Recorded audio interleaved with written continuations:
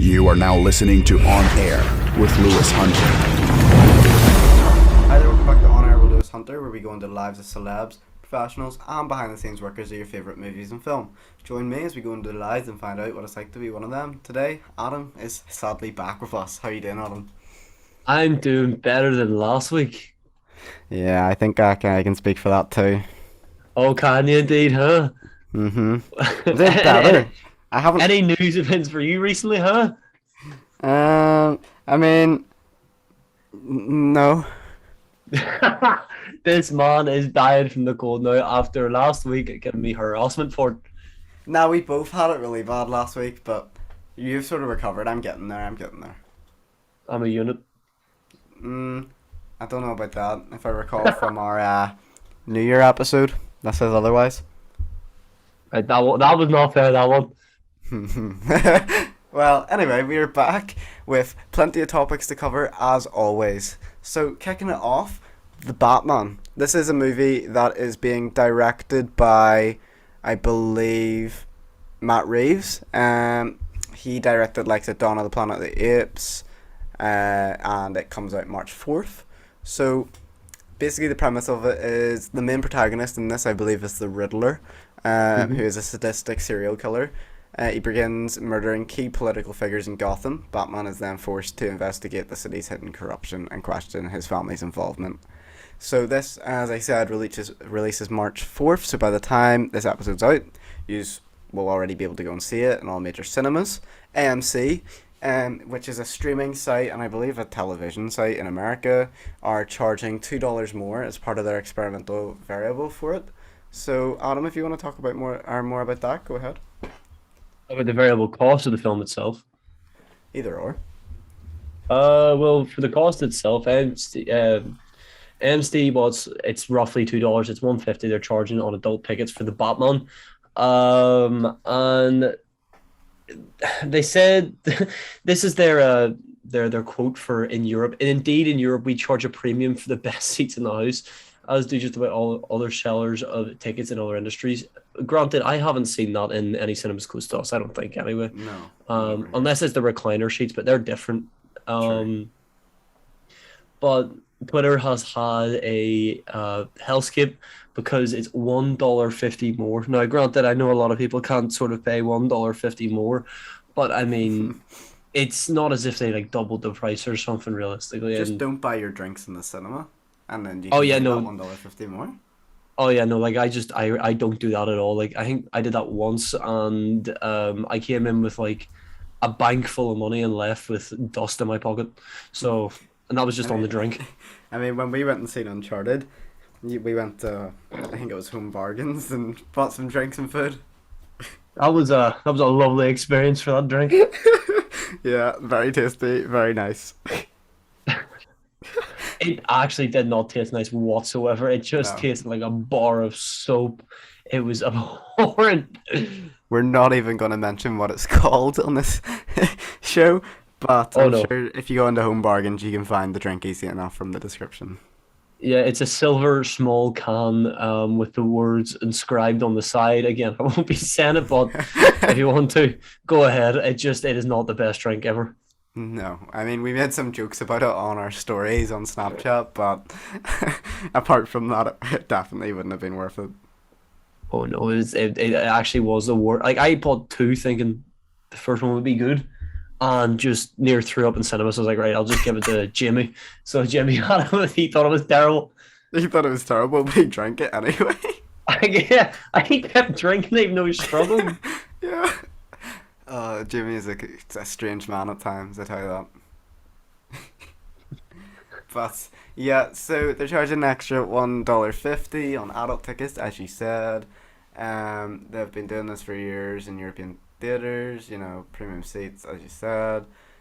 While The Batman marks AMC Theaters' first notable use of varying prices in the US, it's a concept many blockbuster directors have been predicting will happen for nearly a decade.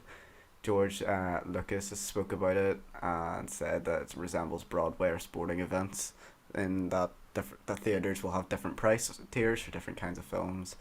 what you're going to end up with is fewer theaters. George Lucas said big theaters with lots of nice things. Going to the movies is going to cost you $50, maybe 100, maybe 150, and that's going to be called the movie business. But everything else is looking more like cable television. And that Oh was yeah, in no, I agree. 2013, he said. I agree with that. You know what I mean? In terms of the cinemas, with the streaming services that we have active now, we have HBO Max, we have Netflix, we have Disney, we have Amazon Prime. Like cinemas aren't going to be as popular now because we have those streaming services where you can watch them as many times as you want for one payment a month, and Mm-hmm. it's essentially the same price as a cinema ticket plus some food. Like, but I mean, like to be able to watch, say, if Batman comes to day one about 30 times instead of for 10 quid instead of paying what like nearly 100 quid for 30 times. You know what I mean? Yeah. But Yeah, it's a very controversial topic, but 100% I see it going that way, and the way it's going, they'll eventually bring 4D cinemas into mainstream. Like, there obviously are some out there at the minute, but the likes, if you go to Tito Park in Cork, I think it is, or, no, it's not Cork, it's near Cork, they have like a 4D Angry Birds cinema, and you know, that's just going to become more and more with more cinemas. Like, the likes of the Odyssey, they now have a 4D cinema. So, I just see it going that way. I remember seeing something. I think it was like a 40 cinema years ago back when I was a kid, but I'm not too sure if they still do it this way now.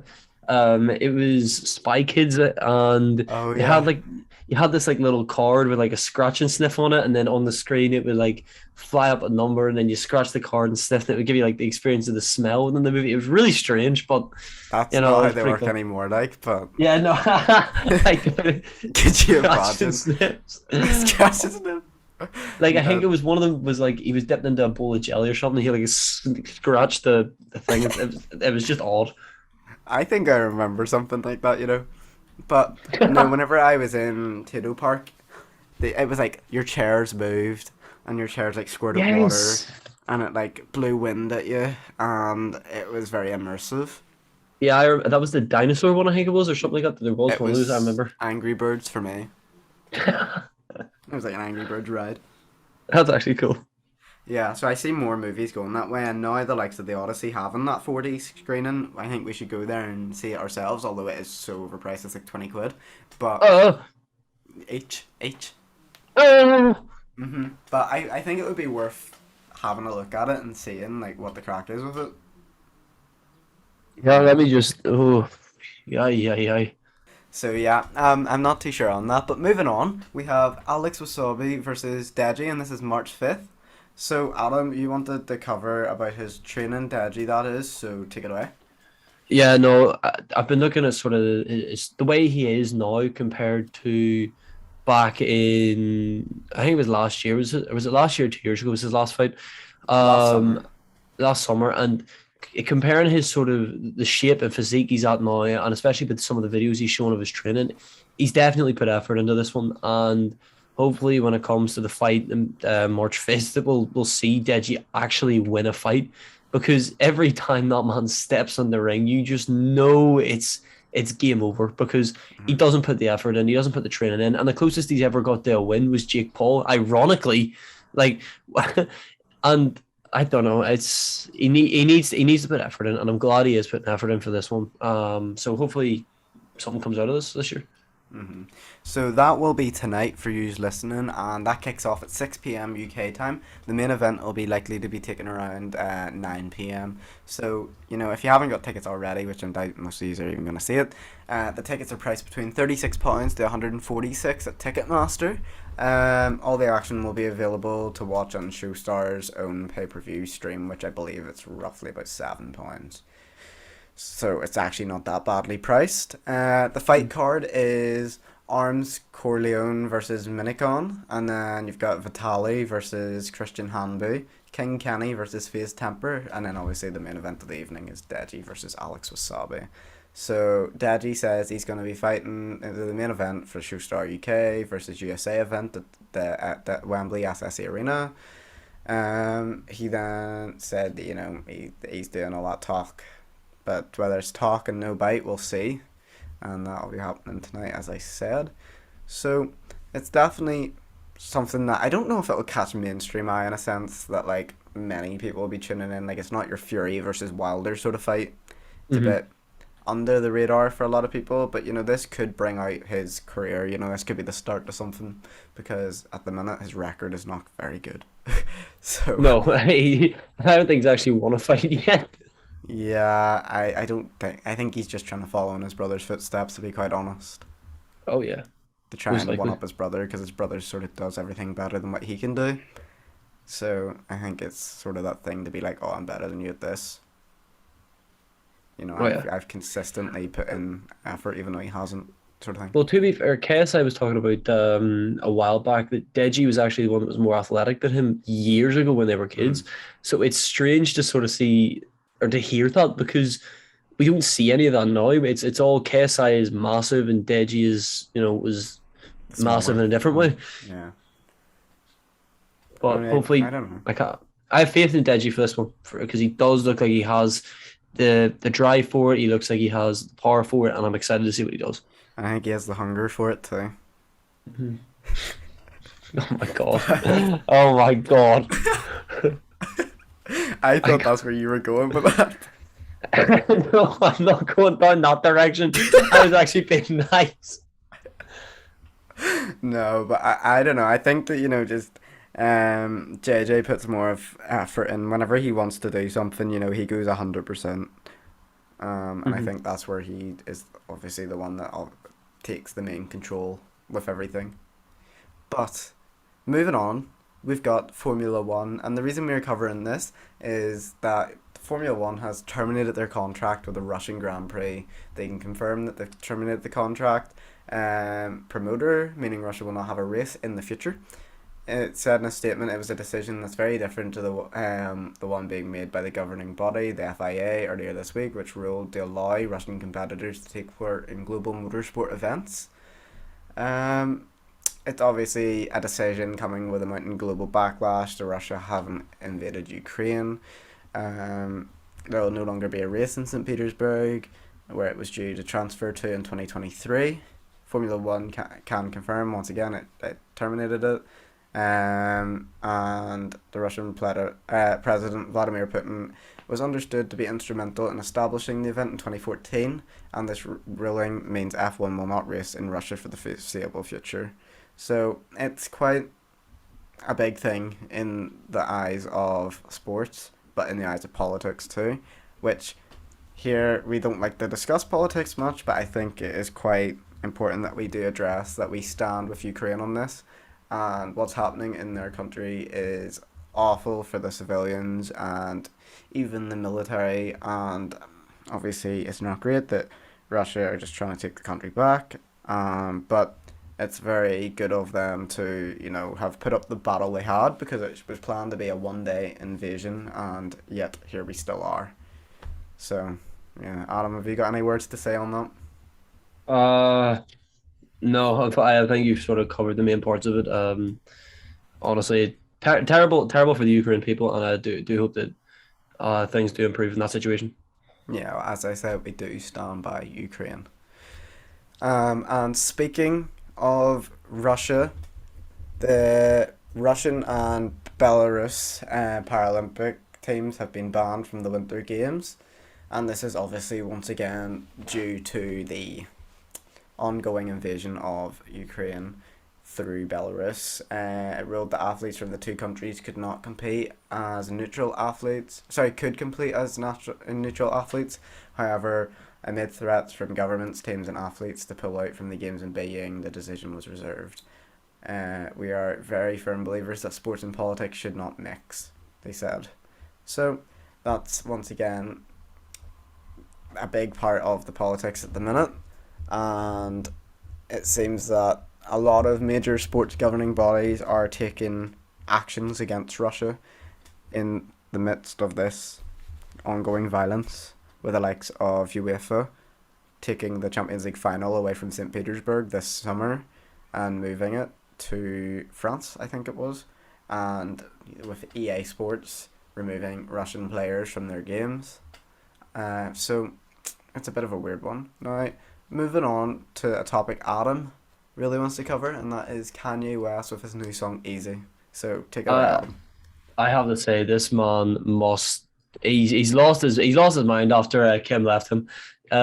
He's built up this new girlfriend, that is essentially like her, and he hates Pete Davidson. And his new music, Easy, has really showed this recently. During the music video, we see a clay animation of Pete Davidson being dragged by a rope, buried in the ground alive, and sprouted roses inside him. And one of the lines is, "God save me from that crash so I could beat Pete Davidson's." And I was like, it like I've seen some mad things come out of this whole scenario with him, Kim, and Pete, such as him dressing up in a ghillie suit outside Kim's house, getting this new, as people in Twitter have called it, grow girlfriend, which is his Kim Kardashian 2.0. And the fact that every Twitter post he makes is just gone insane. Like, he is absolutely frightened, and Twitter's having a field day with this new song, because it is really showing people his mentality of how messed up he is. Um, Granted, the song is actually quite a banger in some cases. Yeah, 100%. Now, me and Adam actually watched the music video before going into this, and I tell you what, we had a laugh, like, just sitting there watching it and noticing all the little details, and about how, they're putting rose seeds on top of him, and burying him and growing a rose garden out of him. This It's, man, he's lost his mind, and it's so funny to watch this happen. yeah, and I'd say there's definitely meaning behind the whole growing roses out of him, and, like, there's definitely a lot of hidden details that we did miss.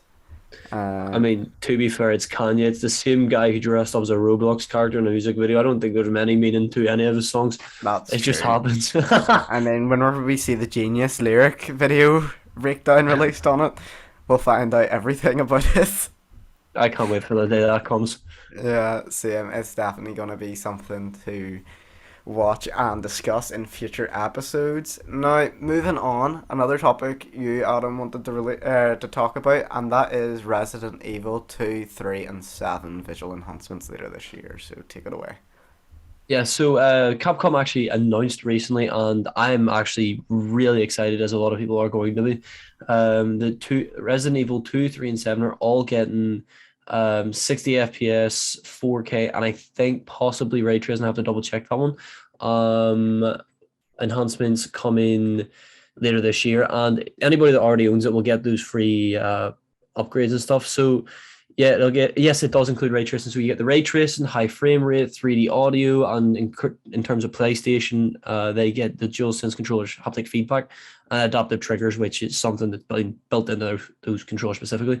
But um, Resident Evil 7 was one of my favorites because of how much it changed the format and how scary it was, because it was the first, I think, first of the games to go into first person, and running through that house, the Baker family house, was insanely terrifying.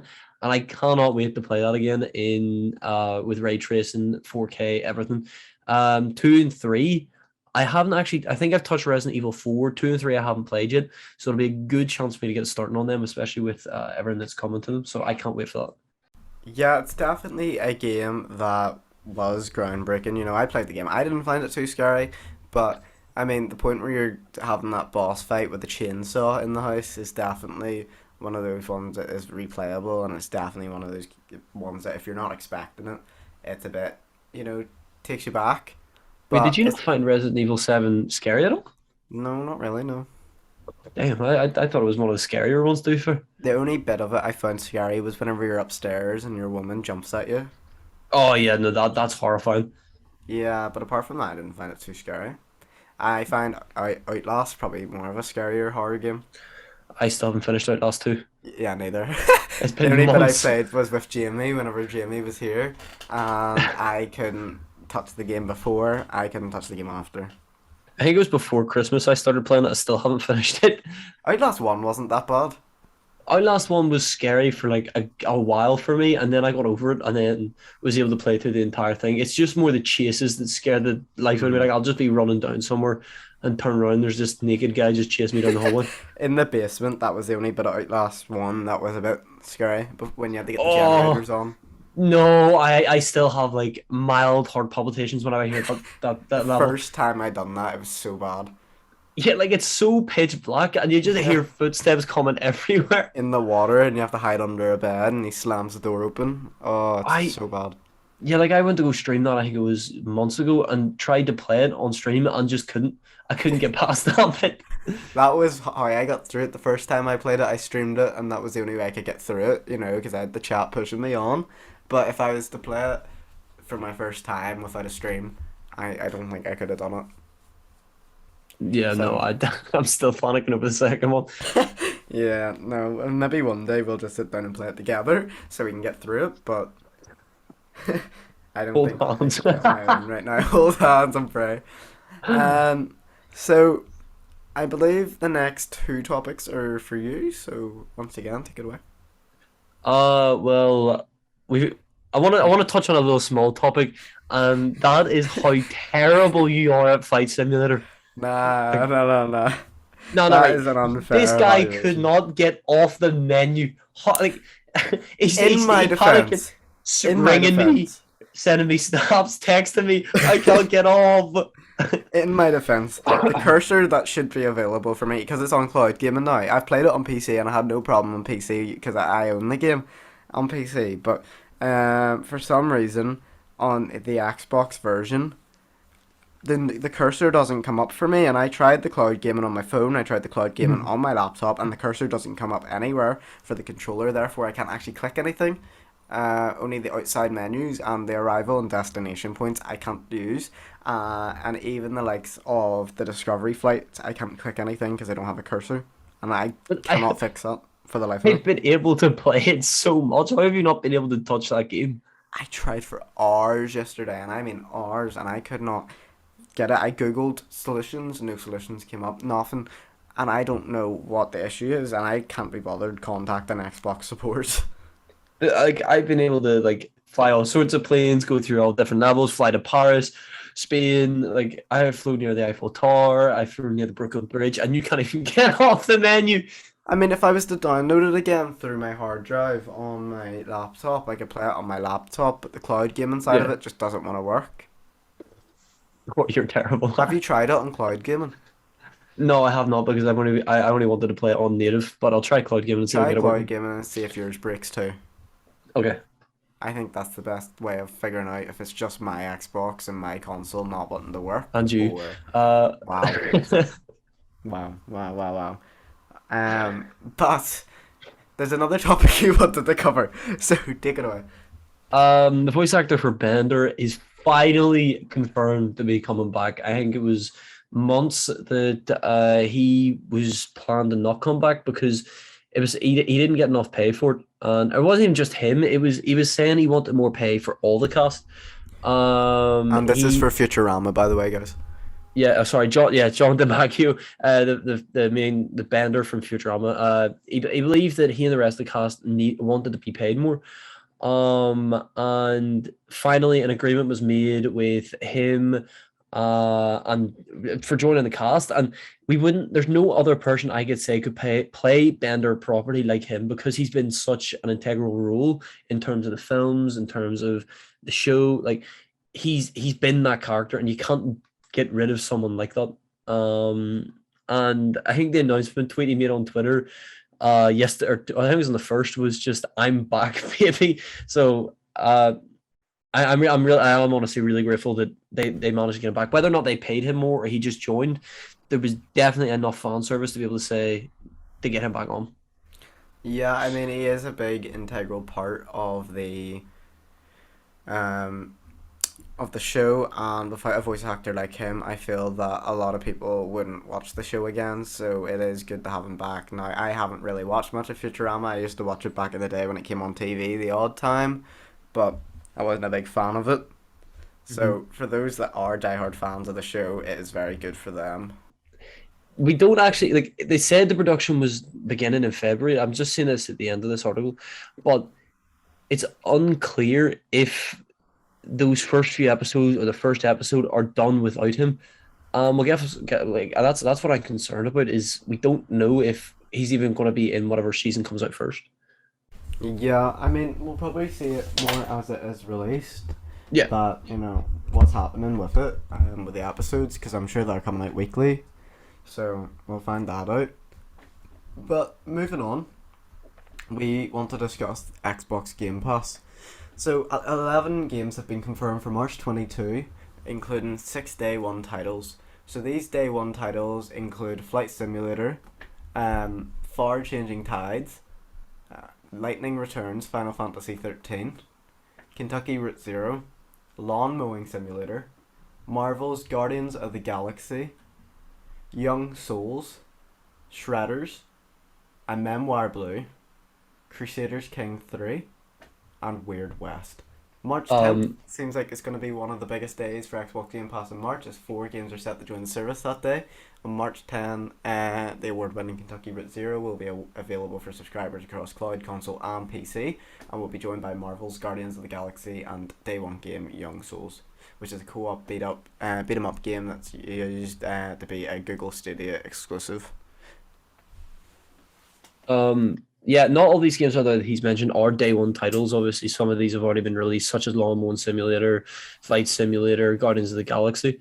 But a lot of, one game I'm really excited for that's coming to it is Guardian of the Galaxy because I've seen how good it is, and I really want to get into it. Like, yeah, it looks good and it looks quite similar to the movies. Obviously, none of the voice actors come back, or like the actors come back to voice these roles, but it's definitely got good reviews, and I'm surprised it's coming because it only released in October 2021, and it's already on Game Pass in March.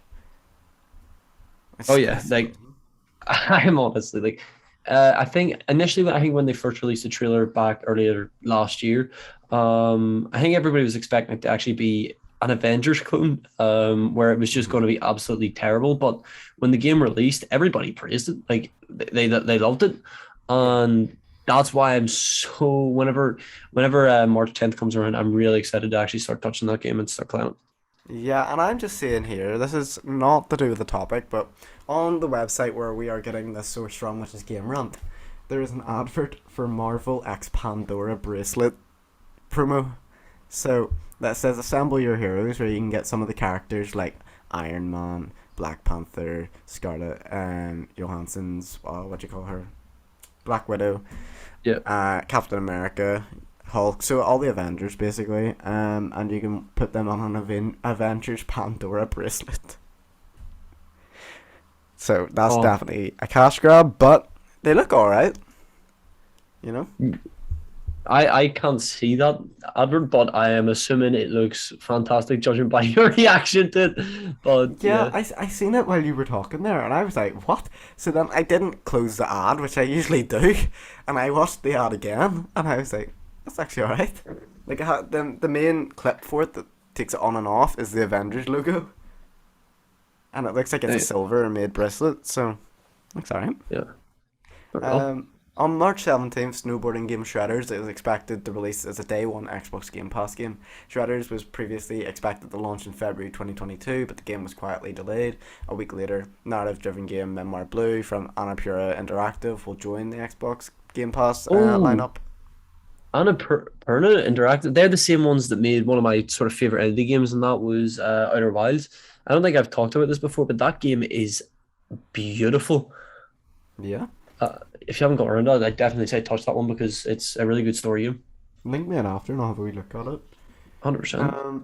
Xbox Game Pass is ending March 2022 in a big way, with 2 games that have a ton of potential to be landmark releases for the service. On March 29th, Xbox Game Pass subscribers can check out the console version of Crusaders Kings 3 the very day that it comes out. Crusaders Kings 3 is a grand strategy game that was previously a PC exclusive. It earned rave reviews and generally considered one of the better strategy games in recent years. Console gamers will also be able to see what all the fuss is about starting March 29th, and those on Xbox Game Pass will be able to check it out at a relatively low cost. Then on March 31st, Weird West will hit the Xbox Game Pass as a day one game. Weird West is an action-packed RPG developed by Wolfeye Studios, a studio comprised of former Arcane Studios developers who worked on games like Dishonored. Weird West has been turning heads since its initial reveal, and whilst it's originally supposed to launch in January, it now seems on track to hit its March 31st release date. So there's a lot of good games that are coming to the Game Pass and that have arrived on Game Pass already. And I actually just want to go back on ourselves to the first topic here quickly, because the Batman has actually used the Mandalorian technology to create Gotham City. Oh. And that's quite an interesting concept. So, Matt Reeves talked about how the tech used in the Mandalorian helped create his vision of Gotham City. So it seems that they used the LED panels, 20 foot tall, to compose and render real time and respond to camera movement. So it's going to be interesting to have a wee look at that and actually see what it's like in the movie. But moving on once more, we're talking about Peaky Blinders. So Peaky Blinders season 6 has just released on, I believe it's BBC, and it's a very popular show that a lot of people are extremely interested in. I haven't actually got around to watching it yet. I don't believe you have either, Adam, no? No, I haven't touched Peaky Blinders yet. I know my mom is currently watching it right now. Yeah, so we can't actually talk much about it and give you sort of a rundown on the show, but from what we have heard, it's definitely worth a watch.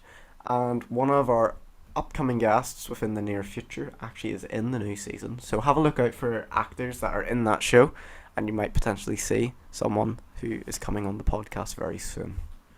So, moving on once again to the next topic, it is concerts. So, Adam, you have got a ticket for Scooter. Yeah, I didn't initially plan. I don't usually do this sort of stuff, but yeah, I've got some. A girl asked me to go. I think it was a couple of days ago. No, nothing like that. And I was like, right, okay, I'll see what it's like, because it's only because she never goes to this sort of stuff. So I was like, right, you know what? Maybe I'll try and change up my attitude and go for it as well. Mm-hmm. And yeah, so I bought it impulsively, and I'm sort of regretting it already. Nah, don't regret it. Scooter's so good. They have so many classics, and it is gonna be something that you're gonna go to, and you're gonna be like, oh, I want to go to more. It's gonna give you that sort of adrenaline for more. I love concerts so much, and you will be coming with me to that concert, I tell you that now. So, I am looking forward to that. But is there anything else sort of you have planned for concert-wise that you're maybe even looking at potentially going to, or?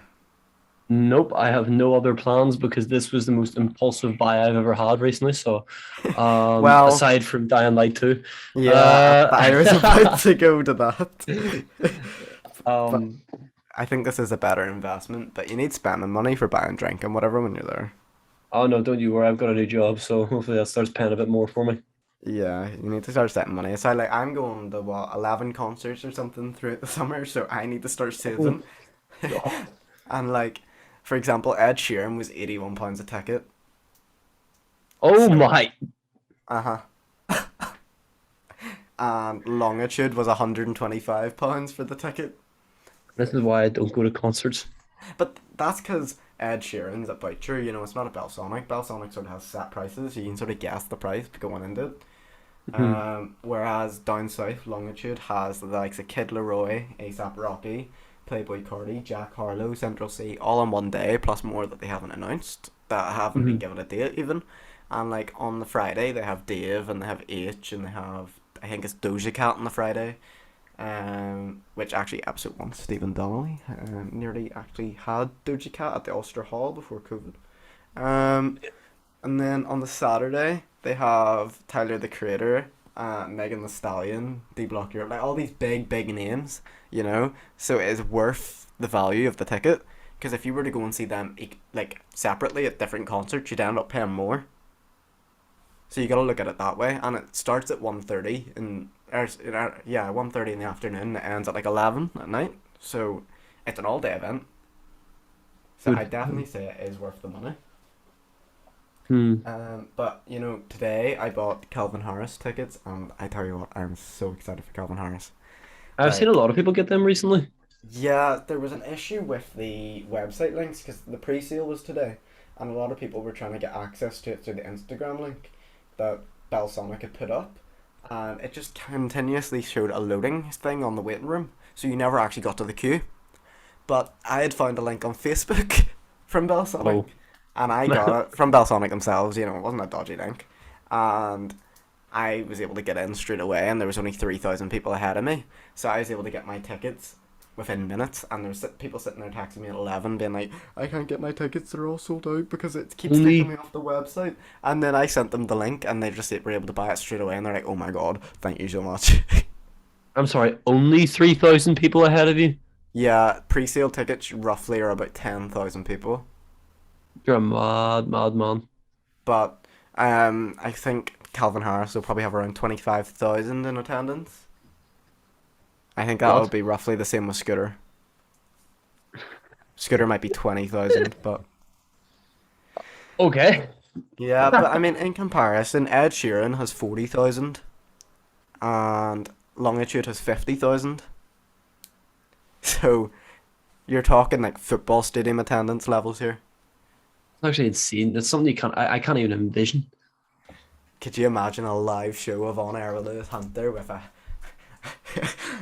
an Jesus. audience of 40,000 people? You would crack, like, you wouldn't know what to do. No, How the performers do it, I don't know. you would panic. Like, I don't, oh man, no. Hmm. Everyone shouting your name and all. The adrenaline that would be going through you, like. I prefer it's like this here where I can't see anybody. It's just me talking to myself or And to all I you, see but is numbers on a screen. exactly. Like, you can't even imagine 50,000 people in your head. No, it's an insane number that, but yeah. Yeah, like, whenever I was getting those tickets, I was like 30,000th in the queue. Damn. And because my friend was sleeping, I couldn't get them, so I had to buy a resale price for even dearer. I think we talked about this last week. Was that Yeah, the time it you were wasn't like, last week, it was a yeah, few weeks ago, but yeah. yeah. I was so annoyed about that. The fact he got them at the normal price, because then they released more at 1 p.m. I was so annoyed. That's heartbreaking. That is heartbreaking. Hmm. And he's sitting there like, I slept in and I still got them cheaper than you. I, Oh, I was like, oh, I was so annoyed, I tell you. But, you know, I'm backstage at a few concerts too this year for filming, so that'll be good. I'm not going to give any names of the concerts, just in case things happen, you know, and it doesn't end up happening for some of them. But it's all looking okay at the minute. So that documentary will be out 2023, I hope. But if not, 2024 to push. So, definitely have to see this when it releases. I mean, I'll probably be uploading it to likes of YouTube and entering it into film festivals. Yeah, Because, I that's mean, it. I'm putting a lot of money into it. And, you know, I'm investing a lot. Like, for this, I bought a new camera. I bought 2 tripods. I bought camera lenses. I'm buying a Steadicam for it. Um, you know, then I have Thomas coming with me to one of them with mics, to mic us up, you know, to have another camera, another perspective. And then Good obviously heavens. getting the permissions, travel, cost, all that there. And then when it comes to editing, that's going to take a lot of time and probably money. So, and then trying to get it out. So I hope, you know, once I get more into this in the summer and get more things to back me, I'm probably going to look for funding to get it finished. Hmm. So if that, bear in mind, it all goes well. Yeah. But it is looking very good. I mean, the first part of it was filmed on a £40,000 camera. So, Oh yeah, the red camera. Yes. mhm, not my camera, but the red camera. It's the only one in the country. Filmed the likes of Game of Thrones on it. The Reverend, all those sort of stuff has been filmed on the red camera. So that footage looks very good. You can find it on my TikTok at Lewis Hunter 1. And you can see a wee glimpse of that. That So, was heartbreaking when Chris told you couldn't use that. oh, I know. But you know what? It inspired me to make this a feature length Yeah. documentary. Like, this wasn't going to be a feature length documentary. This was just going to be a short documentary for tech course. And because, you know, he shut that down altogether, I was like, do you know what it is? I'm going to make this a feature length and then show it to you. So that's the mindset for getting it finished for 2023 so I can get to show 'em it. Yeah, prove 'em wrong. Show 'em what could have been. And you know, we do have special guests coming to talk on it and be interviewed, and I'm gonna probably get some researchers into the whole climate situation for that. You know, some scientists, professors, stuff like that. Get those on and see where that goes. Yeah. You know, I have a very brief outline at the minute because I have only got one festival filmed. But by the end of 2022, I plan to have 4 or 5 filmed. Damn. Yeah, so we're going on the right track for that. One of the people who I reached out to that like originally said it could happen shut that down because of who I'm working with on it. So that's unfortunate, but we just keep pushing. Yeah, keep at it and eventually get something out of it, you know. With like some of them, they didn't ask who I'm working with, so they said yes and that's okay. But this festival company asked me who I was working with, and as soon as I told them the name of one of the ones I was working with, they were like, no. Which is a bit unfortunate, but I suppose you've got to keep up your own reputation in a sense. Yeah, you win some, you lose some, you know. Yeah, I mean, when they see it next year, they'll be watching they were in it. Because it should hopefully go well. With the right contacts and all, I can get it out there. Yeah. Because I definitely do have the contacts available. You're going to be blacklisted from every concert. They're going to be like, nope, you're not coming in here. You know exactly who you are. Yeah, you didn't film us. You spoke bad about us, which I'm not going into the bad sides of the concerts. I'm just going on to how they're adapting in the current climate situation and how they tackle certain things. I'll never put a bad light on them because that's not fair. So I will just do my best to make it look as good as possible for everyone. So, moving on, unless you have anything else to cover on concerts. No, nothing at all. No, moving on is The Walking Dead new season. So obviously I'm only on season 4, so I can't really talk about it. So Adam, go ahead. Yeah, I have to talk about this with great care as Lewis has not yet seen it. And so I won't be giving any spoilers for it. Is it not just a new episode? Well, technically it's season 11, but this is the second half, well, second, third, of season 11. Just released, I think it was last week or this week. So, but you know, we're finally coming to the finale of this whole saga of 11 seasons of The Walking Dead, all coming into one final circle. And it'll be exciting to see where they end this. I know with the comics, obviously I can spoil the comics because they've been out for I don't know how long, and if you haven't read them yet, no harm to you. It's your fault. But I doubt they're going to go with this ending due to how many issues I have with it. I'm not going to go into right now for spoiler reasons. But the end of it has both Sophia and Carl's daughter, I think it was, or was it Judith? No, it was that's right. No, it was Sophia and Carl's daughter. I'm assuming that was he was telling her about the apocalypse or something like that there, and all the zombies that died off at this point are sort of just, there weren't as many zombies, and they were used for circus acts. They were used as rare sort of centerpieces. You know, people survived the apocalypse, and that was it. And it'll be weird to see the difference they have on that scene to the series scene, and as well as that we have 3 Andrew Lincoln Walking Dead movies coming in. I have no idea on the premise they're going to take whatsoever, so I guess we're going to have to see that. Yeah, I'm looking here on Disney Plus, and I'm on season 4, episode 4, so like I'm quite far behind. But I'm reading the description here for episode 10 of the new season. It says our heroes experience Halloween in the Commonwealth. That's all they've given. Ooh. So is that only that's episode 10 just out, is it? Yeah. I can't wait for that, like, because it's a whole thing. I can't obviously spoil who the Commonwealth are. I can't spoil any characters that are there, so literally that is as much as we're getting. I don't want to say anything else for his reason. But we've also had then The Walking Dead World Beyond, which has finished its 2-season cycle, which had already been confirmed to only have 2 seasons. And granted, it was one of the first shows that I struggled to get through the first season with, and the second season was a bit better, but only near the end, and it actually gets somewhat interesting to see something. Again, I can't spoil that one because you haven't seen that. And finally Fear the Walking Dead. It hasn't confirmed to have its final season yet, but it started getting good with its whole Western idea. So it's like Westernized zombies, so it's pretty cool. It's like cowboys and stuff. So Yeah. it's pretty cool. So I'm waiting for the new season on that, or new episode on that. Waiting for new news on the Walking Dead movies, and then we're coming near the end of the actual Walking Dead show itself, which is actually weird to think because I've been watching this for years now. 11 years, yeah. It's mental. I mean, I think they've milked it a bit, but Well, yeah, like see, I will admit there is a certain point I thought, you know what, this is just I can't watch this anymore. But I got through it, and I'm glad I did because season 9 is when it started to pull its weight again, and it has just continued to do so ever since. yeah. I mean, the games as well milked it, and there's just so much that money is being milked, especially I'm from s- Adam's pocket. I'm still not happy, but that statue still sits to the right of me to this day. I'll never let you live that down, you know. It's just it haunts me. It stares at me as if it knows it stole my money. For the people that maybe haven't listened to that episode, would you like to tell them what we're talking about? I spent nearly £300 on a statue and a box full of memorabilia from the Walking Dead games, as well as the game itself, all of which, including the game, were broken from the start. So I am not happy with anything I've spent, but they're giving us a new statue that I'm still waiting for. So hopefully I that don't comes think you're soon ever so I can getting sell that. it.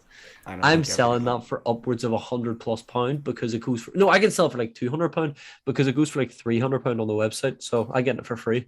So I'm Yeah. gonna sell for like 200. Yeah, I don't think you'll get that statue. But moving on, we have the Elden Ring. Now, I'm not sure what this is, so Adam, if you want to take it away and explain it to us, that would be appreciated. So it's essentially what a lot of people are calling Dark Souls. I can't remember if it was made by the same people. It's But made from Software Inc. Bandai Namco as well. Yeah. But anyway, uh, yes. So the Elden Ring has the style of those Dark Souls games where they feel absolutely impossible to complete. Now, I'm definitely going to be getting this game because I cannot wait to play it. I've seen a lot of gameplay of it. I've seen some of the jokes that the developers have left in, like touch grass, and like I think there was like a wall or something that had this like secret tunnel ahead, and there's just nothing there. It's just a wall. Um, so it seems like it could be a fun game. There's a load of different bosses, plenty of hours of content, a lot of the map to explore. It's something that I could really feel like I could get into and spend hours just going through it. And honestly, it's judging by how people are reacting to it, it seems like it's a good game. And is this a third person or a first person game? Third person game. Ah. You're tackling on these big sort of monsters. I think one of them's like a giant dog thing. I seen one the other day, like a fight the other day from one, and it was these troll things that were like pulling these carts, and somebody attacked them. Now they were walking like really slow, like a tortoise, but the minute he attacked them, they turned into like a flash and just stood on the character in like 0.2 seconds. It was It was one of the best things I've saw. Like, I'm not a big fan of third person games, to be honest with you. Nor RPGs for some reason. I don't know why. So, I mean, for me, I think it'll probably be a miss. But I know there is a big community out there that really do enjoy these sort of games. mm-hmm. So, I mean, fair enough if you like that sort of stuff. We have one more topic that I'd sort of slid in there at the end, which was the reboot of The Office again, which Yeah. now the UK one for me, it was short and sweet, but it just didn't do it for me as well as the US one did. I loved coming back to the US one, granted maybe not the last season, but it was fun coming back to see what, antics the crew were getting up to then. And I still go back to watch it every so often, even though I've rewatched the entire 9 seasons, I think about 12 times. And they're looking to reboot an Australian one with a female lead, which I don't It's know why I said it like that. interesting. Yeah, it's interesting. It seemed like it could do well, but at the same time, reboots have always been known to fail. But I do hope that this one does go well because I wanted more of The Office, and if they can do an Australian one well, then go right for it. Be my guest. It if it takes off, it takes off. If it doesn't, it doesn't. I mean, I liked the UK Office with Ricky Gervais playing to Brent. I like that because I quite like British humor more than American humor. So, since Steve Carell has seen as one of the best acting roles with that, I sort of just prefer the UK version. But I mean, that's obviously an unpopular opinion, but I don't know. I just get the humor more. Yeah, I can understand why you sort of like the UK one more. Now I've heard it's a thing of opinion because they're both good. It's Hmm. just the jokes with the UK one don't land as well for me as the US one did, especially where Steve Carell's concerned. Like, don't get me wrong, Ricky Gervais is funny, but Steve Carell has been like it just feels warm, whereas Ricky Gervais just feels like a new age Homer Simpson type character where he does things just to be terrible. Yeah, but that's what he's like in most of his acting roles. Like if you've seen Yeah. Afterlife, he's like that. Oh Afterlife's a yeah, no. very good show. I've seen some of the episodes of that. So, oh, It's good. Like it's dark because obviously in the show his wife died, but it's very good. It's a funny show. I love it. My mum's currently watching it at the minute, and I was like, "Oh, you're watching Afterlife?" And she's like, "Yeah, I don't really get it." I was like, "Just trust me, just continue watching it." my dad was actually the one that got me into it. He's still watching it. I think he's either rewatching it or still watching it, and he's what got me into it. It's definitely worth it watching. Is there anything else you want to cover before we wrap this up? No, I think that's all the topics. All right, so yeah, we will be back next week as always. Whether we have a guest or back with Adam is unclear yet, but I'm sure you will find out through the website or through our social media. So yeah, thank you so much for listening, and we'll see you next week.